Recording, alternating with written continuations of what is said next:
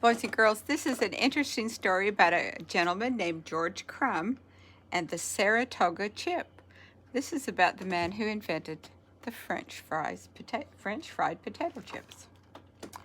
George stood before the students in a one-room schoolhouse.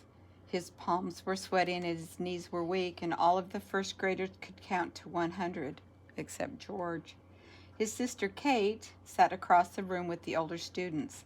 Kate helped George practice his numbers at home every night and was always encouraging him. He looked at Kate, took a deep breath, and started to count. George counted up to 68, then got confused and couldn't remember which number came next. The other children laughed, and George felt his skin begin to prickle. It was difficult for George and Kate growing up in the 1830s. They were part Native American and part African American at a time when people of color in the United States were often treated as inferior to white people. George had a feisty streak, and he could get frustrated when the other children laughed at him or acted as if they were better than he was. He wanted them to know that he was just as good as they were. When George was with Kate, his feistiness turned playful and mischievous. He joked with his sister and he teased her. He taught Kate to climb a tree and to shoot a bow and arrow better than any boy in the county. George loved the outdoors. He spent hours fishing and exploring the nearby Adirondack Mountains. He watched the wild turkeys strut around with their hens, fascinated by their iridescent colors. He listened carefully and practiced imitating their calls, and this amused George for hours. The Adirondack Mountains are up in New York State. After he finished his schooling, George began fishing and hunting full-time. He made a living by selling fresh fish and wild game to nearby restaurants. One day, George met a Frenchman hunting in the mountains, and the Frenchman was an excellent cook. He taught George how to prepare his fresh fish and game over the open flames of an outdoor fire. George quickly discovered he had a passion for cooking. He experimented with the different spices and cooking techniques. A pinch of salt here and some extra heat there. Each recipe was just right. Soon George had perfected many delicious meals: freshly roasted game birds, poached fish, grilled venison, and more. George wanted to show all of Saratoga Springs what a good cook he was. He decided the best way to do this was to become a chef in a restaurant. It wasn't easy for George to get a job as a chef in those days. Most restaurant owners wouldn't hire a man of color to do anything but a waiter. George didn't let that stop him. Soon enough, George's excellent cooking skills shone through. He landed a job at Moon Lake House, one of the best restaurants in Saratoga Springs. George's heart swelled when he thought about all the people who would now enjoy his meals. George quickly became famous for his wild game and fish dishes. Prominent people, including Cornelius Vanderbilt, one of the richest men in America, traveled great distances to eat at Moon's Lake House. George's most sought-after dish was his canvasback duck, and that's a type of a duck. It was so tender and juicy that no other chef in the area could match its taste. George enjoyed creating new recipes at Moon's Lake House, but soon he realized he had little patience for those fussy customers. They demanded immediate attention to their needs and were quick to complain. They acted as if they were better than the people serving them, something George did not like in the least.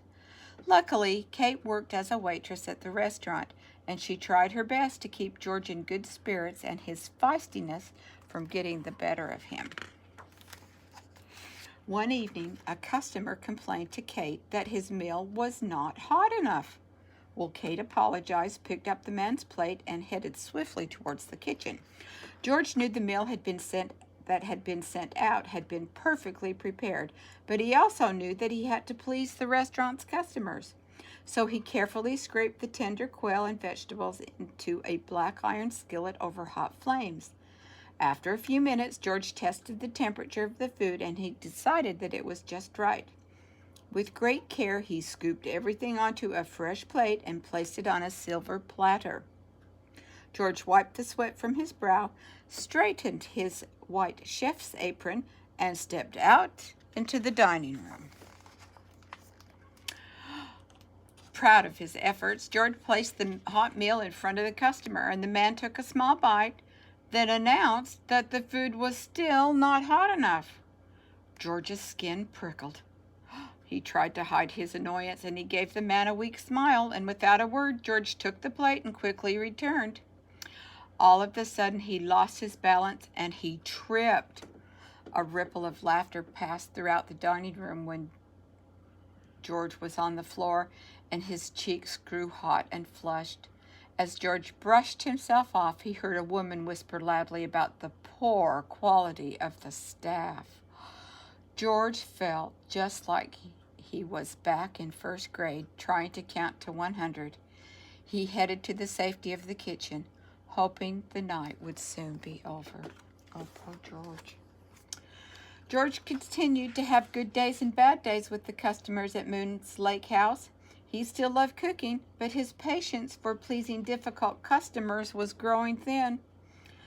Then one hot summer day in August of 1853, something happened that changed George's life forever. It was lunchtime, and Moon's Lake House was packed.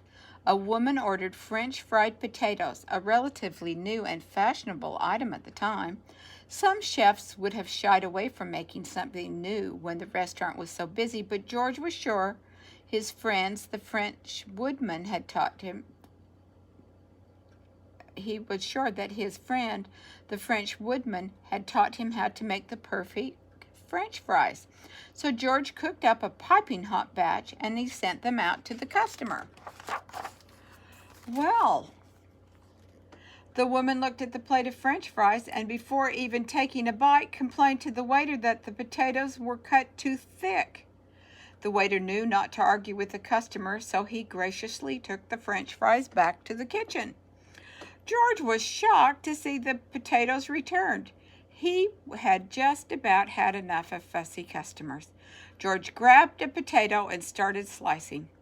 Kate saw a spark of feistiness in her brother's eyes that she hadn't quite seen in a while. George was very, very careful to cut the potatoes very, very thin. They were so thin that when he held up a slice to the light, he could see straight through it. Then he put the slices into a pot full of hot oil. He purposefully cooked the potatoes longer and at a higher temperature than was needed for the perfect French fry. When the potatoes were crisp and brown, George removed them from the oil and piled them onto a plate. He decided to serve his special new creation to the customer himself. Kate and the other members of the staff peered anxiously through the kitchen doors. Their eyes were glued to the woman. No one wanted to miss her reaction. George presented the plate of French fried potatoes and waited for the woman's complaints. She took a small bite, and then another and another, and finally she declared them the most delicious potato delicacy she had ever tasted.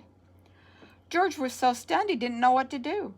He mumbled his thanks and he returned to the kitchen in a daze. Well, from that day on, everybody who came to Moon's Lake House wanted the new potato creation. Some people were calling them Saratoga chips in honor of Saratoga Springs, where the restaurant was located. George continued cooking at Moon's Lake House for several years, but then he got to thinking it was time to leave. He still didn't like cooking for people who looked down on other folks and treated them badly. George started dreaming of his own restaurant, a comfortable place where anyone could enjoy a good meal and everyone would be treated equally.